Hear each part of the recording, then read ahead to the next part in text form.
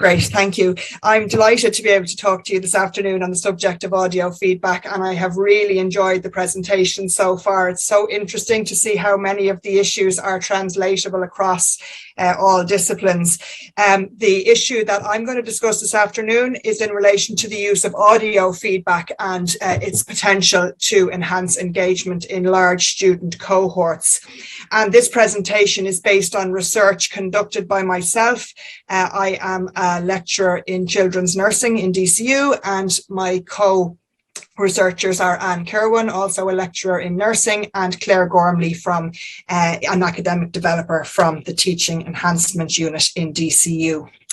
Just to look briefly at feedback and what the literature says about feedback, just to situate the presentation, it's so important to clarify how essential and how powerful a component of student learning that feedback actually is. Indeed, a critical determinant of feedback effectiveness is the quality of learners' engagement with and use of the feedback they receive. We would encourage and emphasize, as does existing literature, a feed-forward orientation model of learning, and this is concerned with providing students guidance on their work, which highlights the strengths and weaknesses of their work, and also provides them actionable suggestions to improve future work. Previous studies have referred to some criticisms by students of the feedback that they receive, and some students have reported feedback is, in their opinion, not fit for purpose. And the reasons that students often cite for this is delays in receipt of feedback render it unusable or too late, or that vagueness of comments received means that it is very difficult to interpret what is required by the feedback. Similarly, lecturers have also experienced challenges in providing feedback, as it is something that needs to be delivered in conjunction with the other extensive roles that lecturers are undertaken on a daily basis. Formative feedback tends to occur mid-semester during periods of particularly heavy workload, and this workload around assessment has already been alluded to in previous presentations this afternoon. So often lecturers become frustrated because feedback provision is very time consuming, and particularly because it is sometimes ignored or inadequately addressed in further student work, which lecturers feel has resulted in them wasting their time.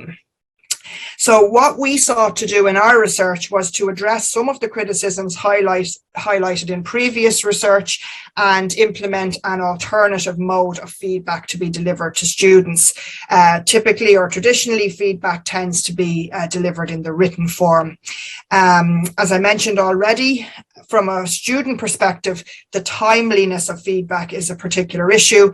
And for the lecturer delivering feedback in a timely manner to respond to this student problem, it can be even more challenging. And obviously, this is particularly the case when you're dealing with large cohorts of students. In our study, we provided audio formative feedback on a draft academic assignment. Why did we pick audio feedback? We felt our student cohort were a group that are very used to using technology and very used to using audio messaging. So we felt they would be comfortable and responsive to audio feedback. But also previous literature had indicated that audio feedback is perceived by students to be more constructive than negative. And this is achieved, or appears to be achieved, through the sort of nuanced dialogue, through the tone of voice the lecturer uses, which give the students the perception that the lecturer really cares about them and their work. As I mentioned earlier, this presentation is based on a larger study, the aim of which was to determine whether audio feedback can enhance student engagement with and usefulness of feedback. And that was a study that was conducted between 2019 and 2020. Actually, we just finished our data collection just before the pandemic. And in actual fact, we believe now that the findings are even more relevant since the move of education to the online forum. for that extensive period of time. We had a sample of 199 fourth-year BSc nursing students, and the students were provided with audio feedback on a draft academic assignment, and were subsequently surveyed to determine their experiences of using and applying the feedback. Obviously, with the time constraints, I can't go into the methodology in any more detail at this time, but if anybody would like any more information, I'd be delighted if anybody wants to contact me. So we analysed the survey data using Braun and Clark's thematic data analysis framework, and 4 key themes were identified. And those 4 key themes are very much interlinked, and the diagram on the right-hand side of the screen there depicts how audio feedback was received and used by students.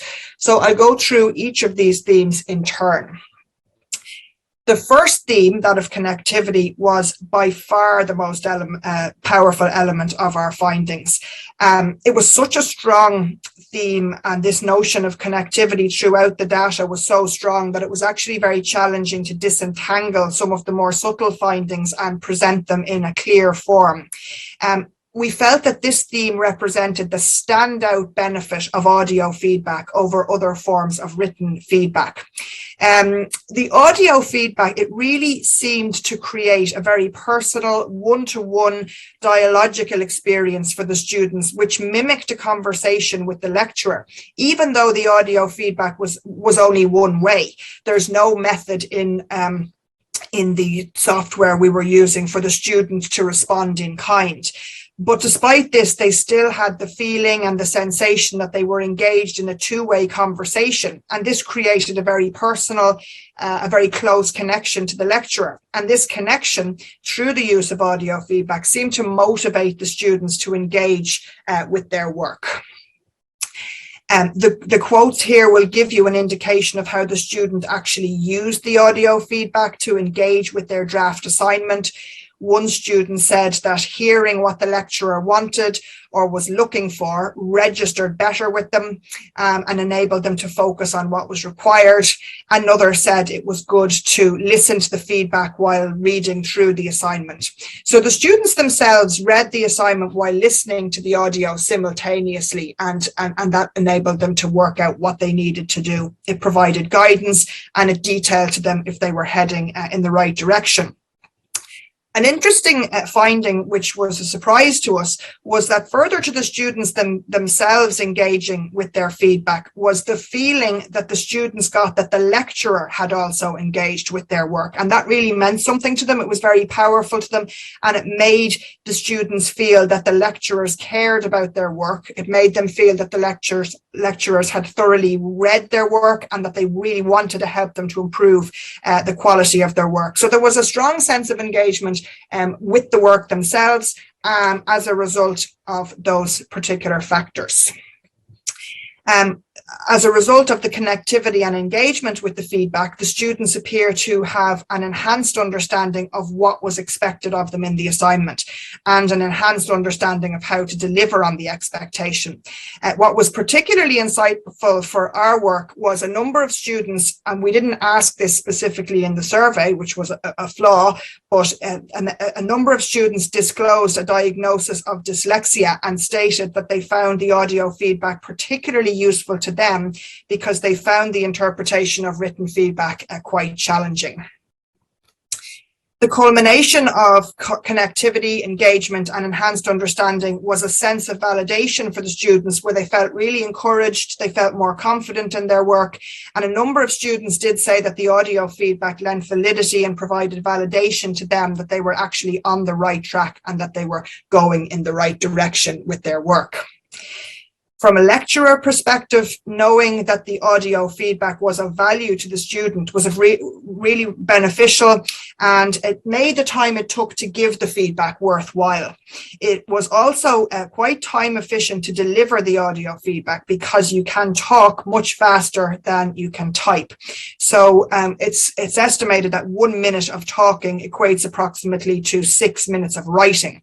So a lot more feedback can be delivered in a lot less time. In saying that, I must be honest and admit that the time it takes to read the draft assignment doesn't really change whether you're giving written or audio feedback. So that takes the same amount of time, but the actual delivery of the feedback is much quicker. And I do think this is an important factor, particularly when dealing with very large cohorts of students. So at the outset, I posed the question as to was anybody listening and whether audio feedback might enhance student engagement with their work. And I believe our study very strongly indicates that students do listen to the audio feedback, they do respond to audio feedback.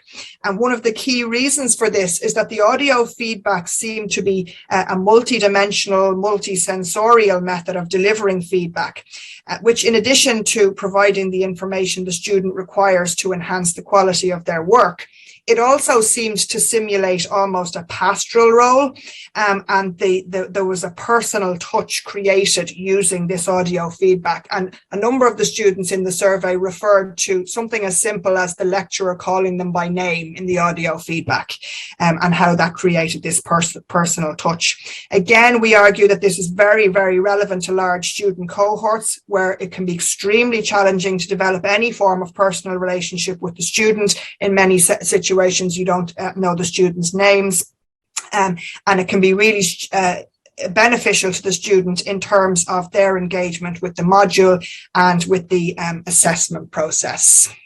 So just to leave you with a quote, one of the quotes from the study, one student said that it was the best feedback I have received in a long time, would love to see more of this type of feedback in the future.